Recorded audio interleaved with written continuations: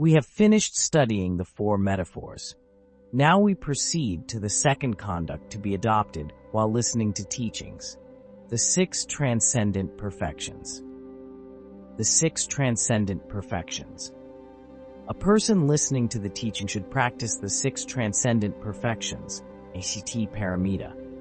In Finding Rest in the Nature of Mind, Longchen says that the practice of the 6 transcendent perfections is indispensable to Mahayanists who set forth to benefit all beings.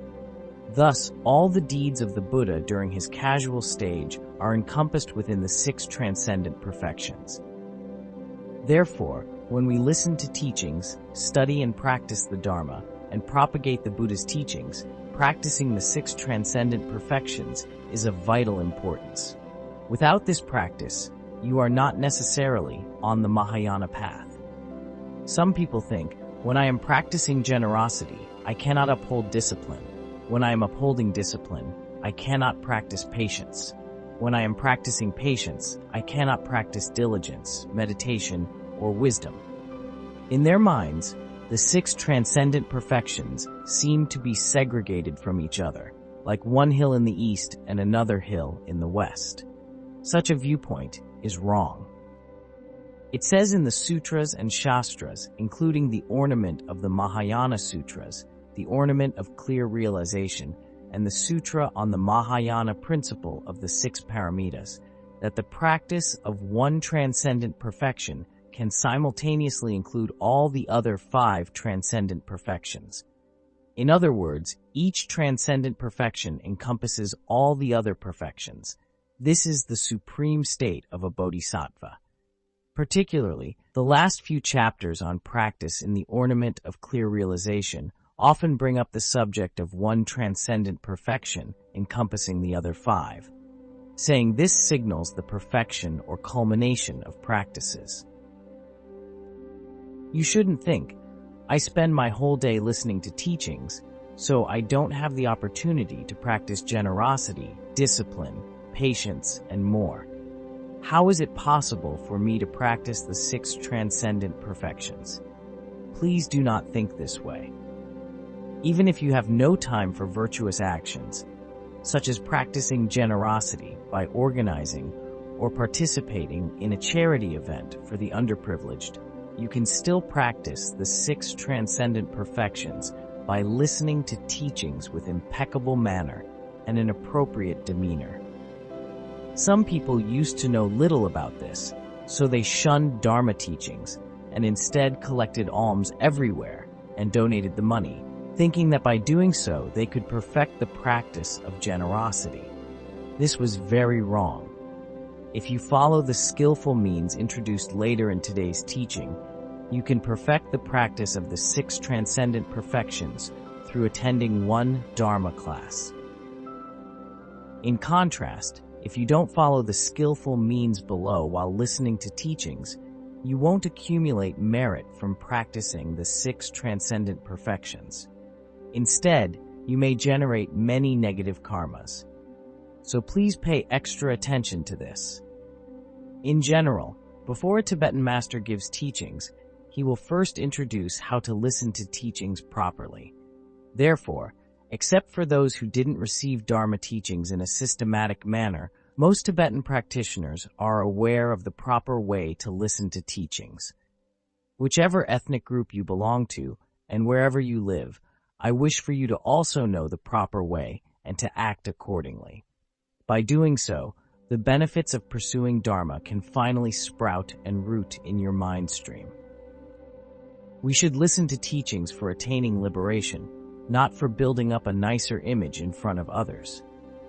For example, some people are afraid of being judged negatively if they don't attend Dharma classes, so they join a class just to put on an act and only listen sporadically when sitting in the Dharma hall. Such an attitude is not right. We should all adjust our attitudes before listening to teachings. It's best if we generate the bodhicitta motivation of great beings. When occasionally thoughts of self-interest or selfishness arise, they should be dispelled through mindfulness and vigilance. By doing so, listening to teachings renders genuine meaning. How exactly do we practice the 6 transcendent perfections when listening to teachings?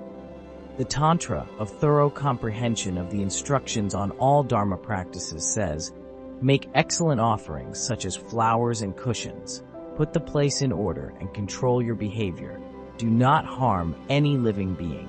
Have genuine faith in your teacher. Listen to his instructions without distraction and question him in order to dispel your doubts.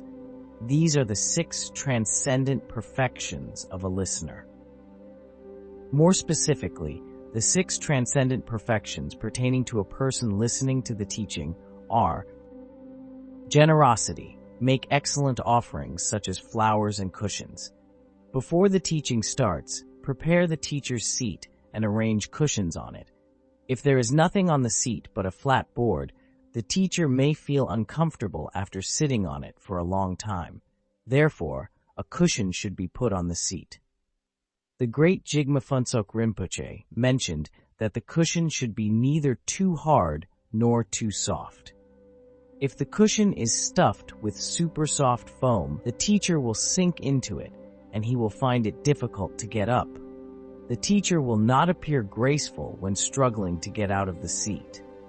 Offer a mandala, flowers, lamps, or other offerings in front of or around the teacher's seat. This is the practice of generosity while listening to teachings. The teacher's seat is an object of offering. However, due to the management rules, you are not allowed to place any offerings in this new Dharma hall. I know some of you have complained, but I do hope you understand the situation and respect the rules. You can make offerings in your own shrine room.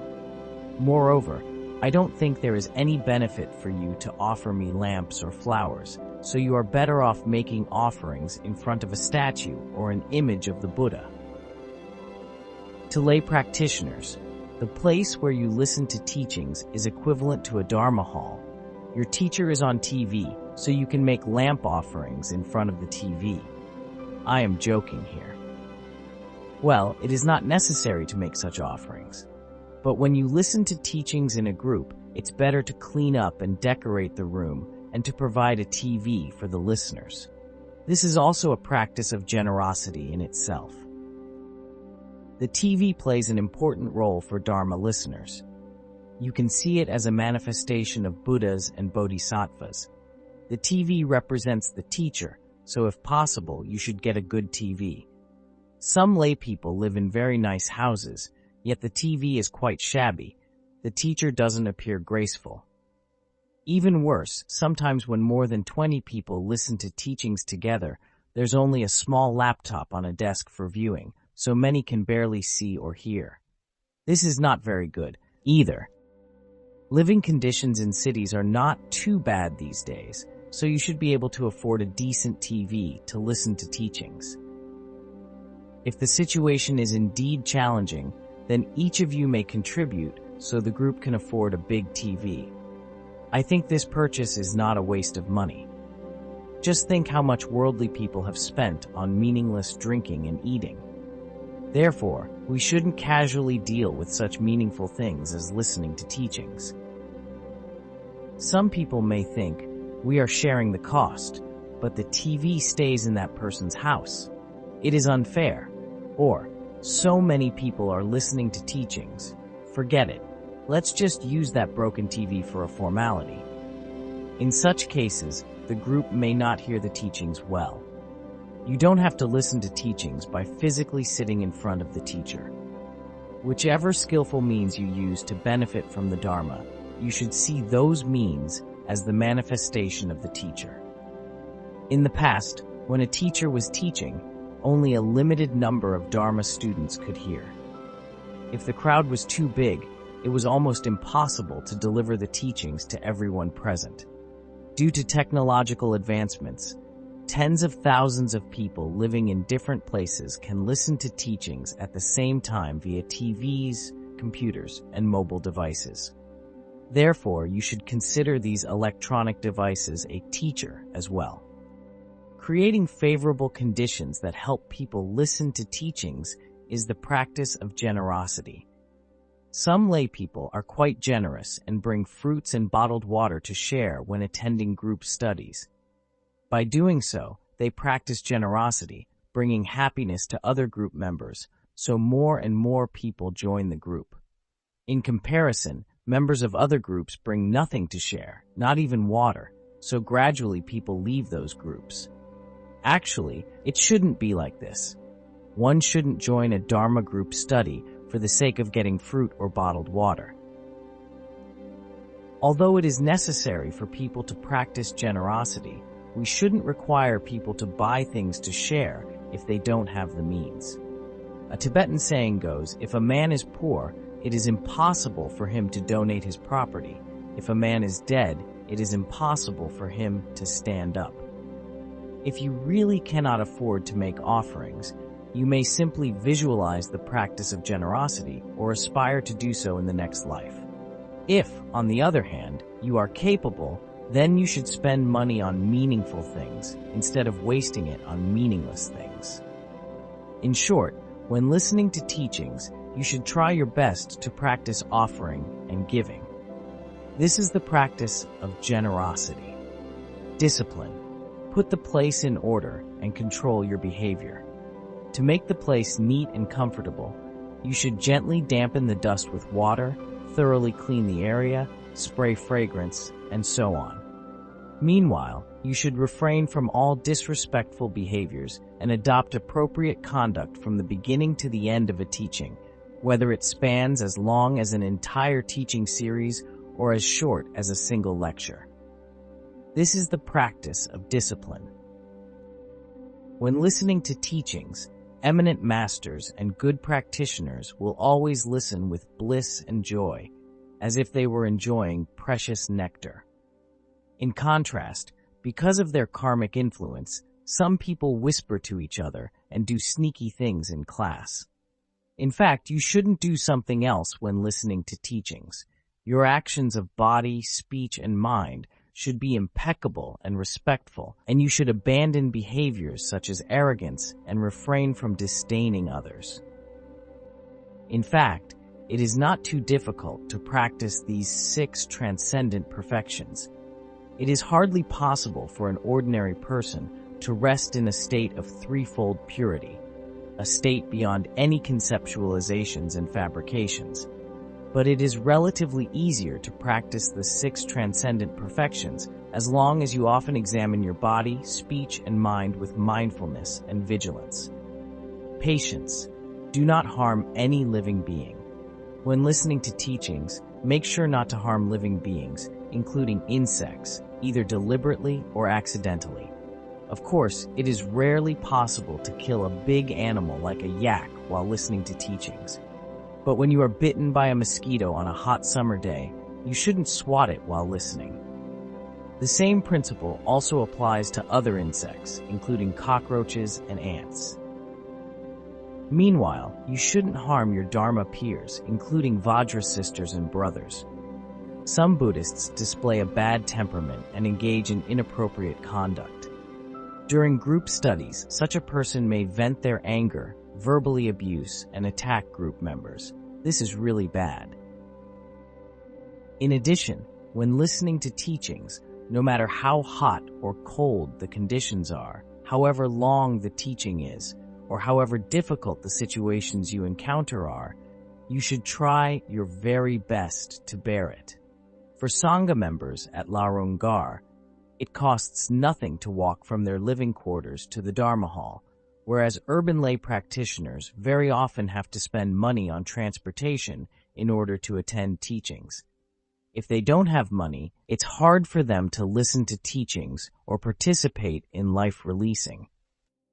Some lay people participate in the events of releasing lives for 100 consecutive days, and they spend a substantial amount of money on the relevant expenses, including transportation, every year. This is a significant expense for many people. In order to listen to teachings, low-income lay practitioners have to take buses or taxis, and sometimes they may also contribute to a potluck with Dharma friends. The expense can be a bit high. If these people don't practice patience well, When spending money on Dharma-related events, they may feel a bit of discomfort. Furthermore, when listening to teachings, accepting whatever the teacher teaches is a practice of patience. Due to a lack of merit from previous lives, some Buddhists are reluctant to listen when the teaching is basic, complaining that it is too easy and they just want to leave. But when the teaching is profound, they complain that it is hard to comprehend, so they are unwilling to stay in the classroom.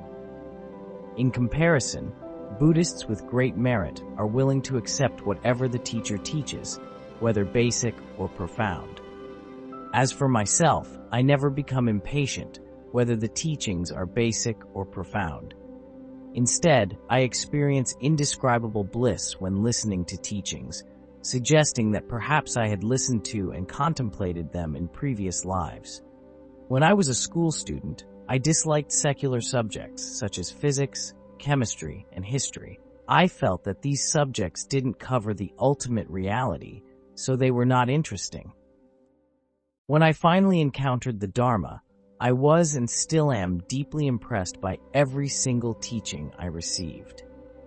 For example, some Buddhist works, such as the Sutra of the Wise and the Foolish and the White Lotus, the great biography of Buddha Shakyamuni, may appear to be compilations of ordinary stories to many people, but I find profound meanings embedded in these stories.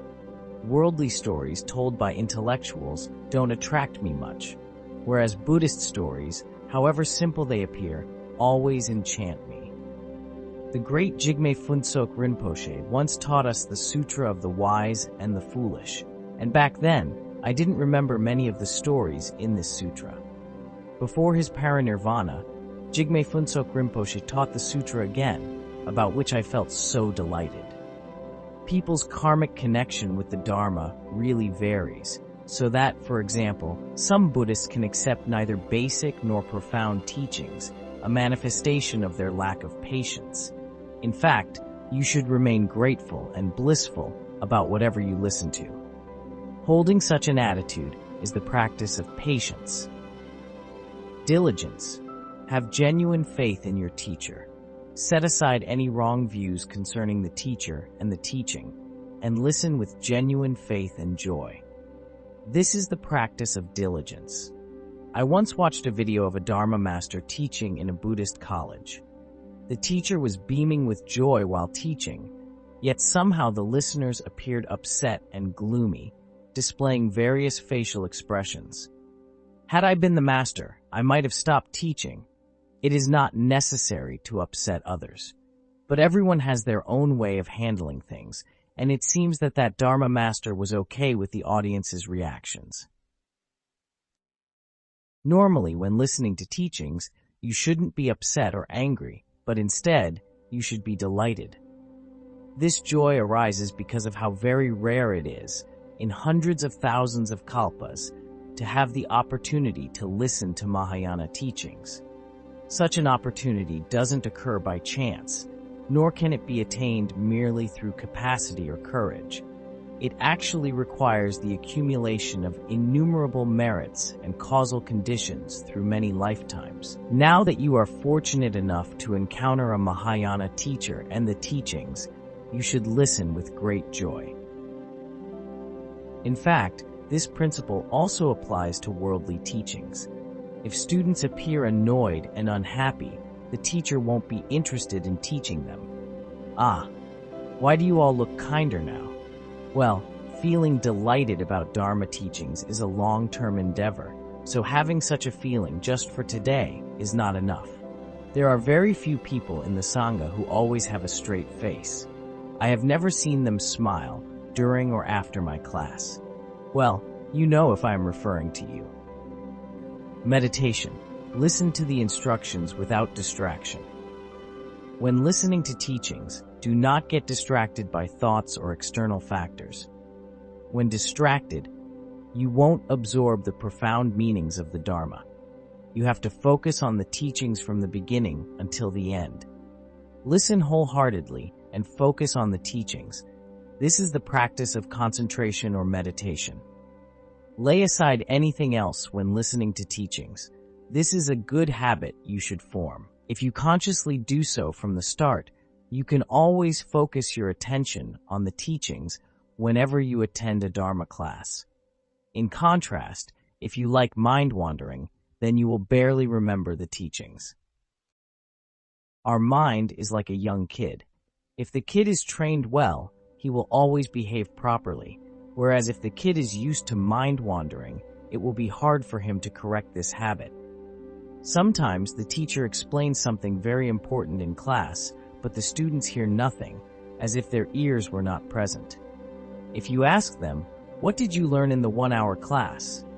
"Ah, the teacher taught something." "Taught what? Let me think. I don't remember. I will tell you later." Such students should feel embarrassed. They don't concentrate on the teaching, and sometimes they just doodle on their notebooks when they are supposed to be listening to teachings. Such a thing often happens during a worldly teaching. The teacher is teaching enthusiastically, while a student is doodling a picture of an apple with eyes. When the class is over, the student hears nothing, but his artwork is done. Back in my school days, many of my classmates were like this. I hope you don't do the same thing. When listening to teachings, it's important to stay focused and try to perfect the practice of concentration as much as possible. Of course, it is hard for an ordinary person to always give 100% concentration on the teachings. It is quite challenging to remain fully concentrated for a whole class. Nevertheless, we humans can concentrate better than animals. If a parrot, after frequent training, is able to recite Om Mani Padme Hum, then we humans should have no problem developing a habit of listening to teachings without distraction. Wisdom: question the teacher in order to dispel your doubts. When questions arise, you may ask the teacher or discuss the questions with your Dharma peers. By doing so, you will dispel doubts, wrong views, and misconceptions. This is the practice of wisdom. It is meaningful to promote the practice of debate in Tibetan Buddhism among Buddhist groups. If you have never experienced debating, when someone asks you a small Dharma question, you may flush with anger, thinking he is challenging you. For example, a Buddhist helper was transcribing my teachings, and a Dharma friend commented on his work, saying, "You shouldn't do this, you should edit that way." Hearing this, the helper immediately argued back, "What do you know? This is my work. You have no right to say a word." Actually, the Dharma friend wanted to be helpful, and his comment was on the transcription rather than on the helper. If the comment makes sense, the helper should welcome it with open arms. However, some people lacking open-mindedness are not always like this. As a Tibetan saying puts it, except for the kitchen, he hasn't seen anything else. Except for his mother, he hasn't met anyone else. Those who have never debated before can be especially reactive. They can barely accept a comment from others. They take it too personally and immediately argue back with anger, all of which is unnecessary.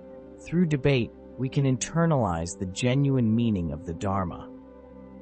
I hope you won't simply leave after class. You can instead initiate discussions with others. You may feel a bit uneasy at the beginning, which is totally fine. I was like this when I first attended a debate, but I never quarreled with others. Sometimes I had a long Dharma conversation with my wise and intelligent peers. We would debate from 6 p.m. to midnight, or even to 3 or 4 a.m. Sometimes I visited a Khenpo, and we would begin debating a topic. If we didn't finish that day, we would continue the next day, and sometimes the debate would last for half a month until we dispelled all our doubts. Because of these debates, I still remember the topics vividly. Thus, studying Dharma should be like refining gold. You must adopt all kinds of methods and completely dispel doubts in front of a wise person. Then you will reach the conviction that the logical reasoning of Buddhism is paramount. If you have never gone through the refinement process for your own thoughts, you will think those thoughts are absolutely true. However, when examined by Buddhist reasoning, your thoughts will collapse as quickly as toilet paper soaked in water. Your wisdom, which you think is invincible, cannot stand any examination at all. Therefore, after listening to teachings, you should discuss them with each other during the tutoring session. Please refrain from getting frustrated. Your Dharma classmates are talking about Dharma rather than attacking you, so don't get personal. Some lay people feel hurt by unintentional comments from other Buddhists, and the conflict leaves a scar in the minds of both parties. Eventually, the two people refuse to speak with each other. Alas! When debating, monastics often challenge each other, intentionally or unintentionally, with very challenging words. For example, I might know that my counterpart understands a specific topic well, but I will still challenge him with incisive words to refute his viewpoint. Although I hold no grudges against my debate mate, through such debate I can examine his wisdom. This happens often during monastic debates. Some Dharma friends never experience this, so they are like paper tigers. Their statements may appear powerful, yet they cannot withstand challenges in the debate. Thus, these Dharma friends often get upset when being challenged. This is not good. The above discussed the 6 transcendent perfections with regard to listening to teachings. Make sure you practice them accordingly. In the middle-length treatise on the stages of the path to enlightenment, Lama Tsongkhapa says, if one practices the 6 transcendent perfections when studying and practicing the Dharma, the power is tremendous. In fact, when practicing the Dharma, you should also check whether you have the 6 transcendent perfections. If the answer is no, this means your practice is not impeccable. Oyi Jishu, an eminent Chinese Buddhist master, suggests we should practice the 6 transcendent perfections while reciting the Buddha's name wholeheartedly. While reciting the Buddha's name wholeheartedly, laying aside the attachment to the physical and spiritual worlds is the practice of generosity. While reciting the Buddha's name wholeheartedly, not giving rise to lust, anger, and ignorance anymore is the practice of discipline. While reciting the Buddha's name wholeheartedly, not discerning right versus wrong and me versus you is the practice of patience. While reciting the Buddha's name wholeheartedly, not getting interrupted and mixed with thoughts is the practice of diligence. While reciting the Buddha's name wholeheartedly, not giving rise again to discursive thoughts and chasing after them is the practice of meditation. While reciting the Buddha's name wholeheartedly, not getting confused by others' wrong paths is the practice of wisdom. The virtuous action of life release can also be carried out with all the transcendent perfections. Saving an animal's life is normally considered the practice of generosity in the form of giving protection from fear. It also includes the components of material giving and giving Dharma in generosity. From the Theravada perspective, harming no beings is the practice of discipline. From the Mahayana perspective, directly and indirectly benefiting beings is the practice of discipline. When engaging in a life release, you harm no one and you benefit others, so it is the practice of discipline. You bear heat, cold, misunderstanding, criticism, and other hardships, so this is the practice of patience. No matter how tiring and demanding life release is, you never stop saving animals and releasing them back into nature, so it is the practice of diligence. You don't have any hidden agenda, and all you think of is bringing freedom and happiness to the animals, so it is the practice of meditation. You bless the animals through chanting mantras or prayers, hoping to plant seeds of liberation in their mind stream, or you are free from the 3 concepts of me, animals, and the action of life release, so it is the practice of wisdom. According to Khenpo Ngawang Pelzang, the 6 transcendent perfections apply both to the person listening to the teaching and to the teacher. Here is how the 6 transcendent perfections apply to the teacher. Generosity involves explaining the teaching without hoping to gain anything, be praised, or become famous. Discipline involves not being sarcastic or scornful of others, and so forth. Patience involves answering questions again and again without getting irritated. Diligence involves tirelessly teaching the Dharma day and night. Concentration involves focusing one's attention on the words and their meaning. Wisdom involves being free from the 3 concepts and inspiring disciples to study and reflect.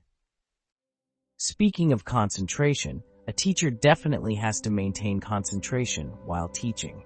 If not, he cannot teach the whole class. It is easier to concentrate when teaching than when listening. When listening, a person physically stays in the class, but his mind may wander everywhere, and discursive thoughts arise one after another.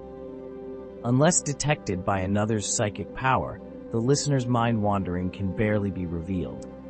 Listeners, like mango fruits, can be categorized into 4 types: unripe but seemingly ripe, ripe but seemingly unripe, unripe appearing as unripe, and ripe appearing as ripe. That is, a listener can be unconcentrated but seemingly concentrated, concentrated but seemingly unconcentrated, unconcentrated appearing as unconcentrated, and concentrated appearing as concentrated. Therefore, some listeners appear concentrated, seemingly staring at the teacher attentively, yet their minds are wandering elsewhere. In contrast, if a teacher has even the slightest mind wandering, he might not be able to deliver the teachings fluently. In short, whichever virtuous deeds you are doing, be it listening to or giving teachings, releasing life, reciting mantras, and so forth, make sure you do it with the 6 transcendent perfections. Other modes of conduct. Dharma listeners should also conscientiously comply with other modes of conduct. The Vinaya says, "Do not teach those who have no respect, who cover their heads although in good health, who carry canes, weapons, and parasols, or whose heads are swathed in turbans." This verse lists a few kinds of people who shouldn't be given teachings. We should reflect upon the list to see whether we are qualified Dharma recipients. Who shouldn't be given the Dharma teachings? A. Those who have no respect. When studying secular knowledge, a student knows he should be respectful in the pursuit of knowledge. In the case of studying the Transcendental Dharma, the student should show even more respect so that he may be granted the teaching. B. Those who cover their heads even though in good health. The student is allowed to cover his head for health reasons. Other than that, if he covers his head, for example, with a shawl, he should not be given teachings. C. Those who carry parasols. However hot or rainy it is, the student is not allowed to listen under an open umbrella. Of course, you can use an umbrella if the teacher gives special permission. In the past, when the great Jigme Phuntsok Rinpoche gave us outdoor teachings, sometimes he permitted us to use umbrellas, while other times he wanted to test our perseverance through ascetic practices, so no umbrellas were allowed. I remember when Jigme Phuntsok Rinpoche taught us the great perfection of Manjushri on the eastern summit of the 5 Peaks Mountains, or Mount Wutai, in Shanxi Province. One day around noon, rain was pouring down, and Phuntsok Rinpoche told us not to open our umbrellas. He said, "It is now summer, when sparrows won't freeze to death outside. When listening to this teaching, you'd better not hold an umbrella or cover your head with your shawl, showing your respect toward the Dharma." All of us were soaking wet, but we kept on listening attentively. Dharma students are not like this anymore. If the teacher doesn't allow them to use an umbrella in heavy rain, the students will surely complain, thinking the teacher is unkind. They don't know that using no umbrella actually indicates respect for the Dharma. Those who carry canes, those who carry weapons, those whose heads are swathed in turbans. There is a similar verse in the Way of the Bodhisattva: "Do not teach the Dharma to the disrespectful. to those who, though not sick, wrap cloths around their heads, to those who carry weapons, staffs, or parasols, to those who are with covered heads. Be sure to comply with the modes of conduct and act accordingly when listening to teachings. Otherwise, your listening can result in major negative consequences, even including falling into the animal realm as a parrot. Emperor Liang's Jeweled Repentance, a classic work of Chinese Buddhism, says, having listened to the Dharma teachings, yet remaining indifferent in mind, this will lead to being reborn as a long-eared donkey. Therefore, if after listening to the authentic Dharma, a person remains indifferent, or worse yet sneers at the teachings and doesn't put the teachings into practice, such a person will be reborn as a stubborn, long-eared donkey. The text also states, while listening to the Dharma teachings, if one gossips and distracts others from listening, this will lead them to be reborn as a barking dog. Some people pay no attention to the teachings and, even worse, they send text messages, eat snacks, or whisper to each other, saying, "Hello, how are you lately? Let's have a private chat," and ignore the teacher's teaching. Such inappropriate conduct is rarely seen at Larungar. Our Buddhist Academy is a place for serious Buddhist studies and practices. However, many lay people, when listening to teachings elsewhere, do not uphold proper conduct. Those who distract others from listening to teachings will be reborn as barking dogs. Zermig, one of the principal texts of the Bon religion, includes a story about a man listening to teachings. During the Buddha's time, this man attended the Buddha's teachings for 3 years. While his behaviors appeared very proper, his mind was always filled with evil thoughts, including thoughts of killing or stealing. In the end, this man was reborn into the hell realm, experiencing excruciating suffering from extreme heat and cold. From listening to teachings, we all hope to gain benefit for ourselves and others, and to avoid falling into the 3 lower realms. Therefore, we should comply with proper modes of conduct. Ascertaining the 3 vows lists 26 types of individuals with disrespectful behavior who shouldn't be given the Dharma teachings, including those who have shoes on, who wear a hat, who carry an umbrella and weapons, and more. A bhikkhu is not supposed to deliver teachings to such individuals. Otherwise, the bhikkhu is considered to be breaching the precepts by committing an auxiliary fault. However, it seems that some teachers do not know this. For example, some teachers wear hats while teaching, and the listeners imitate them by also putting hats on while listening. If the teacher is a bhikkhu, then the number of listeners is also the number of times the auxiliary fault is committed by the bhikkhu. This should not be happening. There are also people who listen to teachings with their shoes on, which should also be discouraged. These modes of conduct are not unique to Tibetan Buddhism. They come from the Vinaya, a set of rules applicable to monastics. Sadly, many monastics have not undertaken systematic studies in Buddhism, so they lack such knowledge. Now that we have such great causes and conditions, I hope everyone, including monastics and lay practitioners, will study diligently. From a Buddhist's conduct, we can sometimes infer whether they have received teachings. For example, if they have proper conduct and their practices are in sequence, we know this person must have studied the Dharma. In contrast, from the conduct of some other people, we can easily tell they have not listened to any teachings. Therefore, it is very important to have impeccable modes of conduct when listening to teachings. We should commit no wrongdoing through Dharma.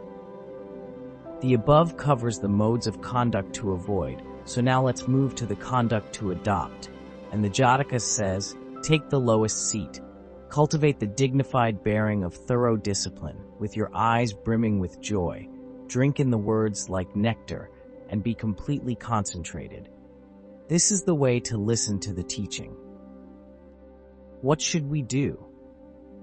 Take the lowest seat. Dharma students should be seated lower than the teacher, not at the same level as the teacher. It is not the correct etiquette if the teacher sits on a small chair at a lower position while the students sit on a comfortable sofa in a higher position. Many people, when listening to video teachings, put the TV or computer on the ground and seat themselves in a tall chair so they look down at the screen. To receive Buddhist teachings in this way is not appropriate. Although the video is not the teacher in his physical form, it is still the image of the teacher, so you should be respectful. Once, when the great Jigme Phuntsok Rinpoche was teaching in the great Dharma hall at Larung Gar, some disciples sat on the left stairs that were higher than Phuntsok Rinpoche's Dharma seat. Phuntsok Rinpoche appeared displeased and criticized them, saying, "You are sitting higher than me. Then I don't have to teach you anymore. It should be you teaching me instead. Don't you remember what it says in the Vinaya? Please get down." Similarly, when you listen to teachings via TV, make sure you sit on the floor if possible. If you have health conditions or if space is limited for group study, then it is okay if a very few people sit on the sofa. When you listen to my teachings on the spot, I often check your modes of conduct, for example, whether you wear a hat or shoes or whether you sit properly. Please pay attention to your conduct when listening to teachings. Cultivate the dignified bearing of thorough discipline. When listening to teachings, you should remain gentle and dignified and refrain from anger and other inappropriate conduct. With your eyes brimming with joy. You should look at the teacher with joy, but make sure you don't appear ecstatic. If you have a big smile all the time, become overly cheerful, and even wave to the teacher, this is not good. The teacher is delivering the teachings. What's the point of waving to them? You just need to listen attentively to the teacher. Drink in the words like nectar and be completely concentrated. The meeting of father and son has a verse I really like, and it says, "The Dharma teacher with skillful means is capable of showing the real path to the unconditioned nirvana." Those who aspire to seek peace and enlightenment shall venerate the teacher and stay close to him. So those who aspire to attain enlightenment should rely on the teacher with joy and respect, follow him for a long time, and cut off all inappropriate modes of conduct. I still have many things to share, but time is up for today's teaching. I have to end here. Well, just let unspoken words be concealed in the Dharma Dhatu of my wisdom.